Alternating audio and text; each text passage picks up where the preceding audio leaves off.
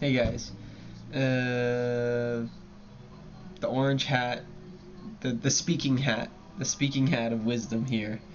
Um, I was playing some video games with a friend. I haven't done as much video games the last bit, but it was nice after a while. Um, it's been a long day.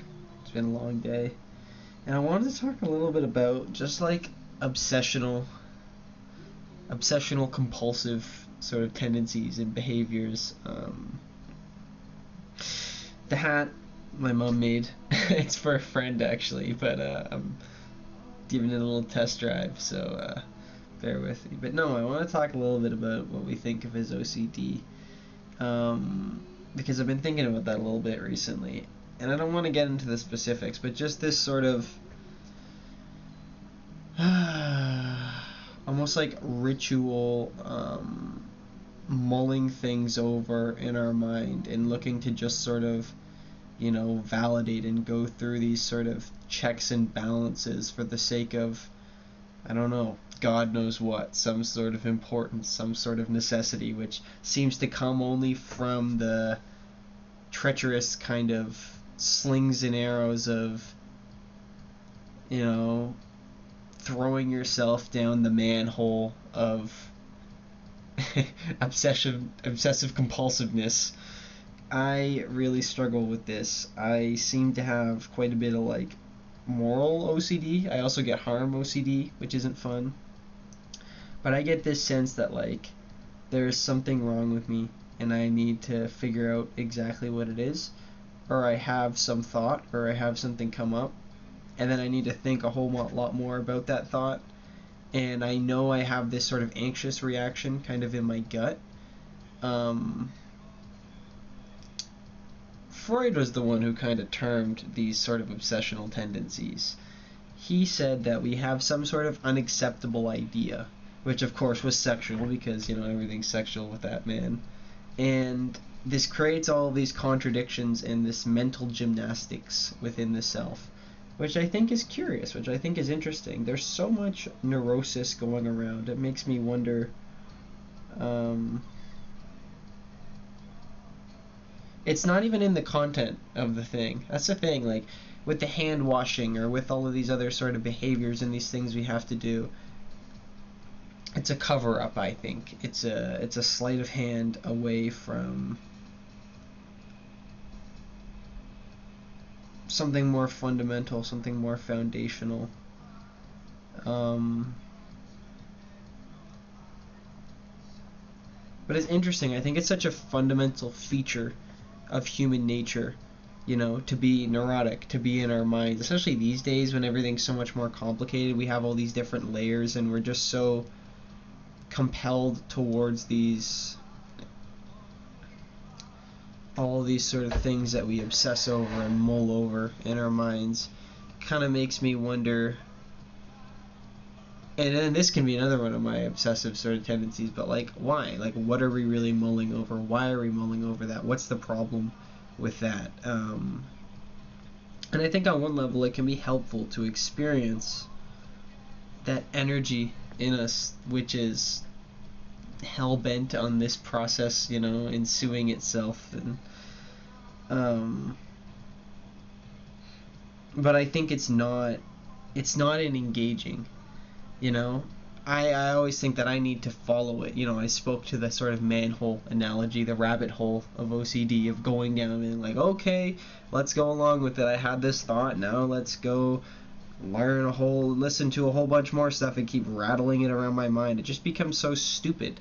Perfectionism is not perfect. Perfectionism is the furthest thing from perfection, I think. Because does it actually get you to the ideals that you seek? I think that we really have to slow down so that we can speed up. I've been talking with my therapist about boundaries, and not even just relational, interpersonal boundaries, but like knowing when to actually just like stop doing something and not just listening to all these thoughts which go through your mind, and like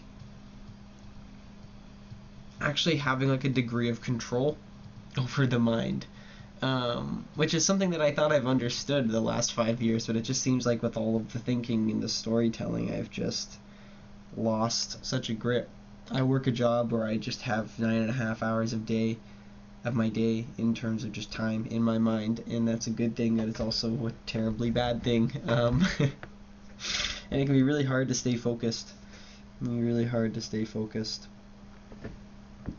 So I think we need to watch out for what it is that we obsess over. And how do we know we're obsessing over something?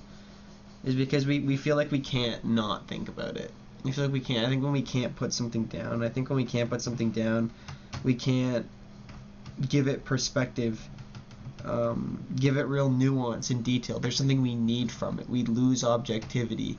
There's something personal. There's something personal to it, which is interesting. It's very interesting. I think that especially in terms of intrusive thoughts and all this sort of other OCD things that it demands and has to it, it's all very interesting stuff, and I could think about it a lot. But it's been a real insight for me that it's not really the content. It's not really the content as much as it is, as much as it's curious as to like what it is specifically that we're obsessing over, but also why are we obsessing? And I think for me, I can lose the fact that I'm obsessing and just be so caught in the content. But what I've been really realizing is the problem. It's not all the thoughts that I believe in. I think that I have something wrong with me, or that I'm bad, or I need to figure something out, or I need to have some whole system of everything mapped out, or I need to know exactly what I'm doing, or I need to figure out all these problems, or else bad things are going to happen. A lot of the time it's just dumb. It doesn't really serve those ends, but it's also like, why do I think I need to do that? And I see in my life that it's been that obsessional tendency which has caused the most problems, which has hurt the most people in my life unnecessarily, which has caused me the most suffering, which has caused me the most delusion, the most distraction, the worst, all that stuff that I just don't need. And I kind of get that, like I can tell you a story, but I don't. Like I'll have something go through my mind, I'll have some memory, I'll have something come up and it'll cause a sort of danger situation, then I have to sort of think about it and rattle it around my mind, have all these different conversations and give all these different sort of stories and be justifying things to myself or thinking things over and just getting more and more anxious and wrapped up and rattled around and just out of my body, out of the moment.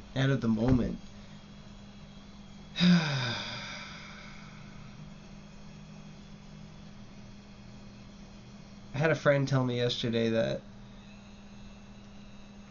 the best way to quiet our minds, well, how did he put it? He said that he had an insight into the fact that it's utterly futile to silence the mind with the mind. Because think about that. Don't actually. It really makes you wonder what the mind is, what our psychology is, how it actually works.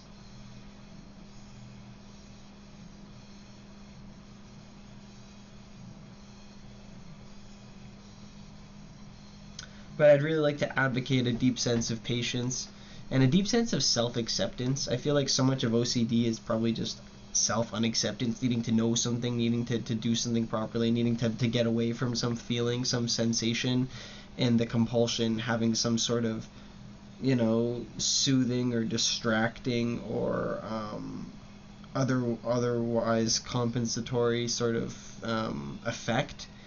And I think what we really need is self-acceptance, presence, patience, so that we can be with that and we can make a better choice in the moment.